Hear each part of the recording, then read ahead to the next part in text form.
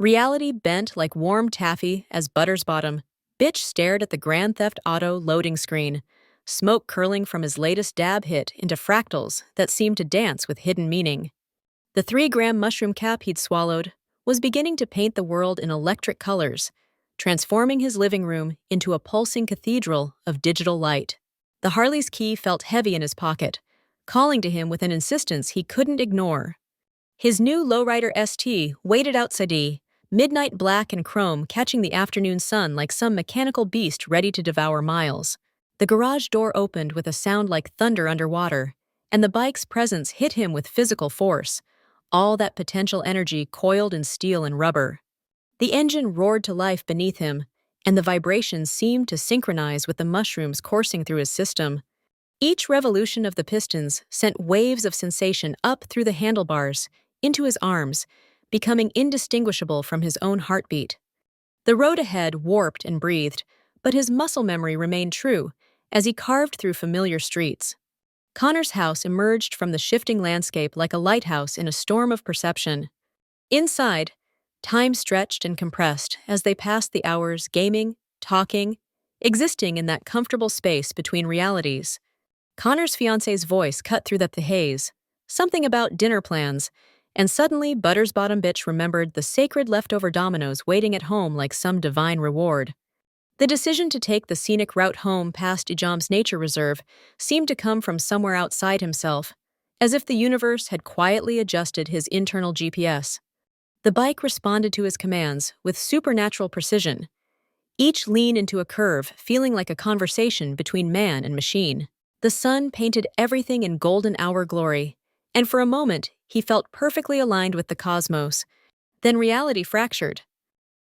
The curve appeared too fast, too sharp, bending impossibly like a Mobius strip.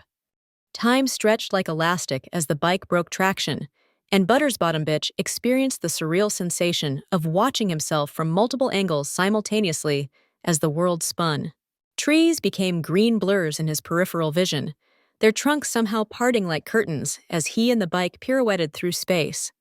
When everything stopped, he found himself 20 feet off the road, facing the direction he'd come from, his beloved Harley transformed into abstract sculpture. Pain lanced through his wrist, cutting through the psychedelic fog with razor clarity. His phone felt alien in his hands as he sent a garbled message to the Knox Night Riders chat. Digital proof that this moment was anchored in reality. Headlights cut through the gathering dusk, and a Dodge truck materialized like a spirit guide. The driver emerged, moving with the steady purpose of someone used to crossing paths with chaos. "You've had quite a ride," the man said, his voice carrying the weight of understanding rather than judgment. The next few hours unfolded like scenes from a dream sequence. The arrival of police, their questions echoing as if through water, the ambulance ride where every siren wail seemed to carry hidden messages. In the hospital, under fluorescent lights that turned reality sharp and clinical, ButtersBottomBitch's wrist was wrapped and splinted, while his mind continued its chemical journey through inner space. Only later, lying in his hospital bed, did he realize that the crash had somehow felt more real, more present, than anything else in recent memory.